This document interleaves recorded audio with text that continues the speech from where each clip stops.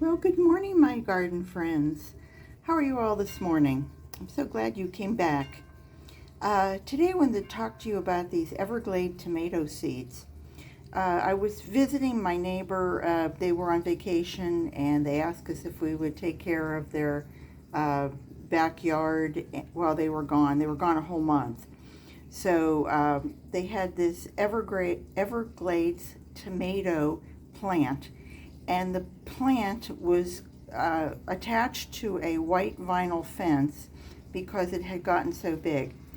And we were picking tomatoes. They're tiny little tomatoes. They are like a big plump blueberry, maybe a half an inch across at maximum. But they are super sweet and they're real easy to pick. They're just like a little cluster, and you get 6 or 8 or 10 on a cluster, so pretty easy. They obviously it's not a slicing tomato, but they're really good in a salad because it's just a nice little bite size. So I sent away for these seeds, and they came from a place called Dan's Food Forest Seeds, and he's over Tampa, Florida, if you want to look him up. And I want to say these were $4.50, something like that. And it said there were only supposed to be 15 seeds. Well, I have planted many more than that. So, I guess it's just what he has to say. And it's organic, by the way. These are an organic, what did they say, non-GMO heirloom seed.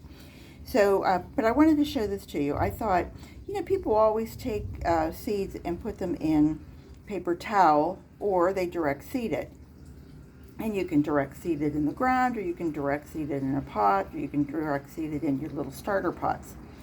So my choice was, I took a cotton ball and I opened it up as much as I could, and then I put my little seeds in there. And 8 days later, I had, I think there's about 18 seeds I did this to. And this is what they look like coming out, dry. And I get as close as possible. But when they were moist, they were about twice this size and a really deep, almost black. And so I thought, okay, well, at least they're absorbing liquids. Well, 8 days later, I had 3 of the 18 had started to germinate. And so I thought, okay, well, I'm going to use my little pinchers. If you can get a hold of a pair of these, this is pretty nice if you have trouble picking up small things and putting them in, it's something as small as this and wet and sticky. Or if you have one that's just starting to germinate, I'll show you the one that is, can you see it? That's the best representation, and I didn't want to plant it too deep, but people do it in a paper towel, and they always say it gets hard because the root grows then into the paper towel. Well, it did the same thing with the cotton ball, so I can't say that this was a better method, but I was able to take my little pinchers and kind of get the cotton and pull it apart. I think you could do the same thing with paper towels. So that wasn't anything, this wasn't any improvement on what probably most of you do. So what I did, I'm just going to put this aside so it doesn't get wet, is I mixed up some Miracle-Gro potting soil, and I also got some Miracle-Gro perlite. And I like using perlite because, I'll tell you in a second, because it improves the drainage and aeration in potting mixes. And I really want my tomatoes to have a nice, fluffy, light soil. So I just added, when I was mixing it, I just added a couple handfuls into what, there's already perlite in my potting soil, but I just added a little bit more.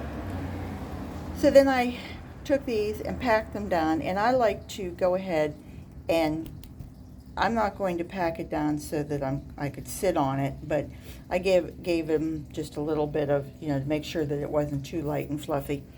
And it was already damp. It's not soppy wet, but it's damp. And I've saved a few of these little 12 packs. They're easy to work with, and they pop out easily. There's a little hole in the bottom if you have trouble, and it actually has like a little area that's, that what convexed, so that you can then give it a little push and the whole thing will come up. I've never had a problem with them ripping roots off. So I went ahead, even though they hadn't all germinated, and I took these plump little seeds and I stuck them in here. Only planted them about a quarter of an inch down and patted it down, and then I probably added maybe another quarter inch of loose soil to the top of it, and again patted it down. And I will go ahead and perhaps give this a nice light little sprinkle. And because these haven't really germinated yet, I'm just going to take this plastic that I had my cotton ball in for the last week, and I'm just going to take that and place it just back over top. And I'll go ahead and use this little thing here that it's a little carrying thing, and I have to see where the little hole is. Oh yeah, there it is. And I can just stick that in there. Now I'll do that after I have two hands to do it with. But it was just, just something quick. And by the way, these are, let me tell you about the tomato. This tomato is really something kind of unique. Most tomatoes can't handle the heat. They certainly have trouble handling the heat here in Florida. I'm zone 9B. If you're in North Florida, you're zone 9A. If you go a little further south, you're zone 10A, and then 10B, and I think it goes to 11A and B. But these Everglades tomatoes will grow year-round for us here in Florida. I think what I read was zones 8, 9, 10, 11, 12. I could be wrong about the 8, but I think places like Georgia, Louisiana, I'm sure Texas, you could grow these year-round. California, the southern parts of California, and of course Hawaii would be perfect for it. And they're very prolific. My neighbor gave me a little bitty start a couple weeks ago, and it was probably only, it's maybe 6 inches. And in a couple weeks it's grown another 6 inches, and I planted it on the side of the house right against my white vinyl fence. And it looks pretty sad this morning because I planted it another few inches deeper, and it's had the Florida sun on it all day, and so it looked a little wilty this morning. Excuse me.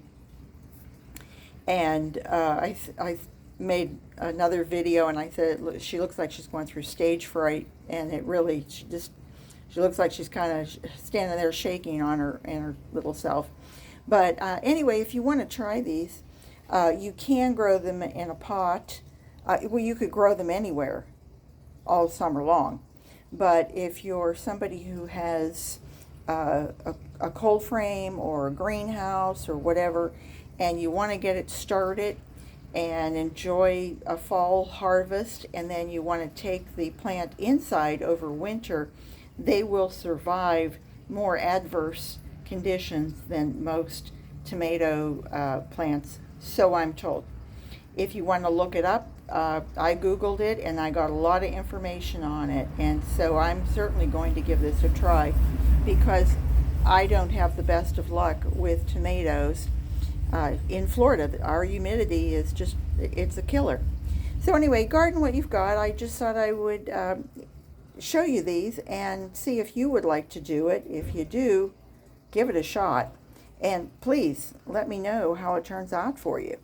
And these are online, by the way, not just this company, but several places you can get them. So anyway, I hope you like my channel. If you do, please give us a try and subscribe. It doesn't cost you anything. And if you do, please ring the bell so that you'll get any notifications of anything else I've done. And please take one last look at this poor little first survivor, the little volunteer who came up first. And hopefully in a month I can show you how big and gorgeous and beautiful and hearty and mighty it looks. So anyway, my friends, I hope you'll come back and see me again. Take care. See you soon. Bye-bye.